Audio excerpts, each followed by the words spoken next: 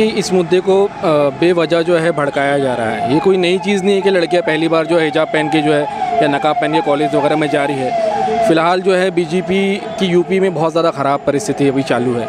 वो चाह रही कि इस तरह से हिंदू मुसलमान हो जाए और वो मुसलमानों की नई किसी न किसी मुद्दे को पकड़ के, आइडेंटिटी को पकड़ के उसको बूस्ट करने की कोशिश करती है, हिंदू मुस्लिम करने की कोशिश करती है।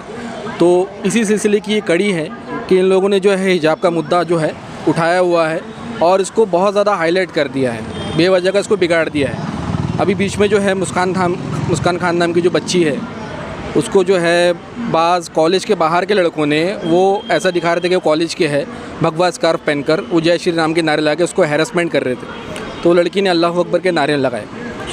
तो इस तरह की चीज़ें जो है देश के अंदर हो रही है, इससे देश का जो है हालात बिगड़ेंगे और मुसलमानों को संविधान के ऊपर में, सुप्रीम कोर्ट के ऊपर में, हाई कोर्ट के ऊपर में एक भरोसा है। तो सुप्रीम कोर्ट, हाई कोर्ट को ये चाहिए कि वो इस भरोसे को कायम रखे। अभी जो है कल की रिपोर्ट है कि कर्नाटक हाई कोर्ट ने ये कहा है कि जब तक ये केस चल रहा है, सुनवाई चल रही है, तब तक कि किसी भी तरह का हिजाब या कोई धार्मिक वस्त्र जो है, वो लड़कियां है या लड़के हो, वो कॉलेज स्कूल में पहनकर ना आए। तो अब जाहिर बात है कि हमारा जो है इस्लाम का जो है एक बहुत अहम रुकन है, एक धार्मिक मुद्दा है हिजाब पहनना। उनके ऊपर में एक तरह से कंपलसरी है कि वो हिजाब पहन कर आए। तो इससे पढ़ाई में कोई जो है कोई तकलीफ़ होने वाली नहीं है कि लड़कियां को ये पढ़ाई में ये चीज़ आड़े आ रही है हिजाब, या इसकी वजह से जो है किसी की धार्मिक भावना आहत हो रही है। इसको बेवजह का जो है ये लोग जो भड़काने का काम कर रहे हैं। कई लोग ऐसे हैं जो अपने धर्म को फॉलो करते हुए उसी कॉलेज में कड़ा पहन के आते हैं। तो सरकारी स्कूल है, इसके बावजूद वहाँ पे जी बिल्कुल।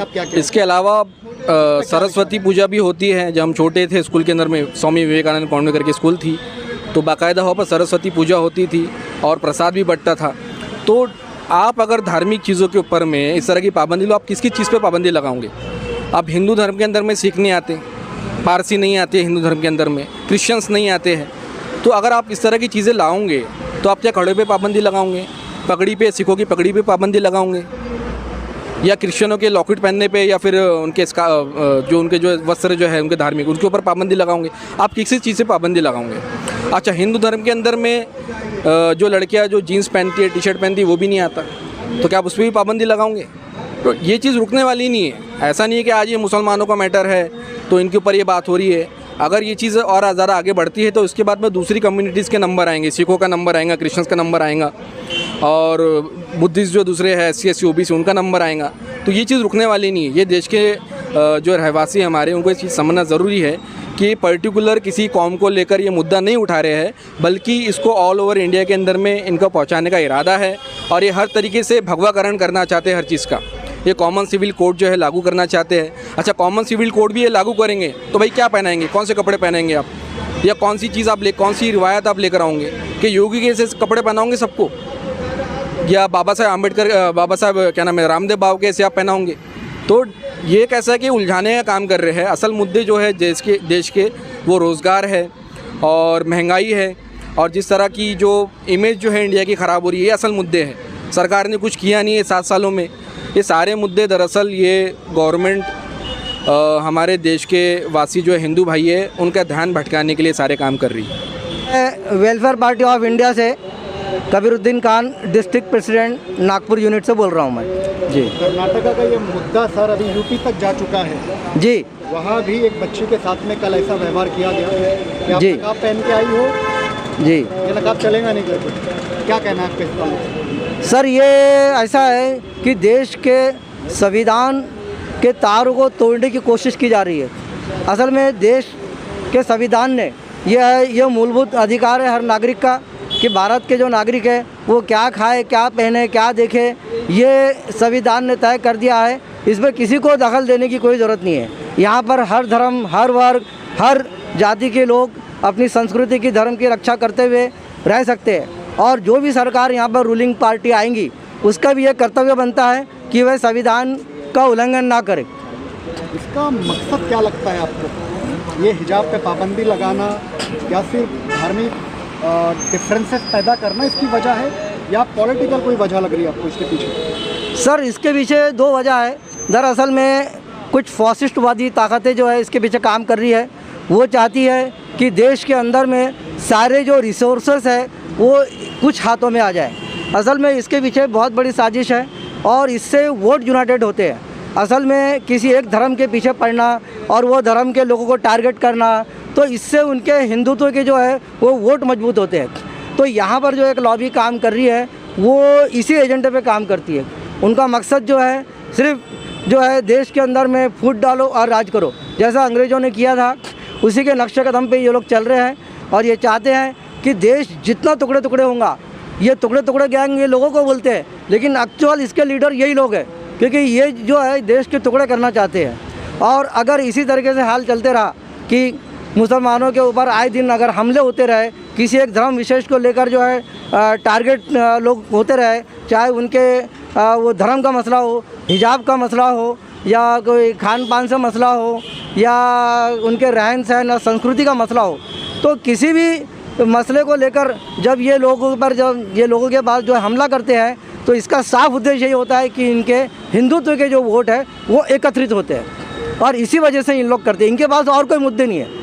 देश के अंदर इतनी बेरोजगारी फैली है, देश के अंदर में जो है अराजकता फैली हुई है, हर 17 मिनट के अंदर में एक बलात्कार हो रहा है और हमारी माएँ बहनें जो है देश के अंदर सुरक्षित नहीं है। तो ये कानून का जो है पूरा इन लोगों ने जो है तो कोई कानून को इम्प्लीमेंट करने वाला नहीं है सर इस देश के अंदर में। ऐसा कोई मसला आएगा तो हम पूरी शिद्दत के साथ उठेंगे और आवाज़ देंगे और लोगों को भी हम एकत्रित करेंगे। बहुत बहुत धन्यवाद। ये हमारे डिस्ट्रिक्ट ऑर्गेनाइजर रफ़ीक शेख साहब। जी, आपका नाम? मैं रफ़ीक शेख हूँ, मैं जिला सचिव हूँ welfare party of India Nagpur ज़िले का। जी तो यूपी तक जा चुका है अभी ये हिजाब का मुद्दा। जी जी और इसके साथ साथ एक पहला क्वेश्चन तो हम यही पूछना चाहेंगे, जी स्कूलों में जब बच्चे जाते हैं तो क्या सिर्फ हिजाब ही एक ऐसी चीज़ है जो डिफरेंसेस पैदा करता है बच्चों में धार्मिक भावना को लेकर, या और भी कुछ ऐसी चीज़ें हैं?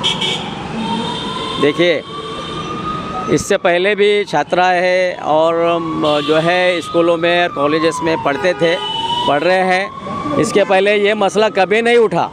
इसका छात्रा है हमारे नागपुर में भी देखिए बहुत सारे कॉलेजेस हैं जिसके अंदर में हिजाब में बच्चियाँ जाती है, पढ़ रही है, वहाँ किसी ने ऑब्जेक्शन नहीं लिया।